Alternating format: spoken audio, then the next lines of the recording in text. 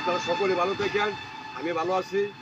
দেখেন আগের দিনে আমরা ব্যবসা ছাড়াই এই আগার ফাগার ক্ষেতের কোনায় কানায় গাড়া কইরা মাছ টাছ মারতো, সেই ঐতিহ্যটা আমি ধরে রাখছি। যদি আপনারা ভালো লাগে লাইভ কমেন্ট শেয়ার দিবেন, আমি আপনাদের পাশে আছি, আমিও লাইভ কমেন্ট শেয়ার করব। আপনারা ভালো থাকেন, আমার সালাম নিন, আসসালামু আলাইকুম। দেখেন আমি গরিব মানুষ, পানি পিছি। যদি আপনাদের ভালো লাগে আমাকে একটা লাইভ কমেন্ট শেয়ার করেন।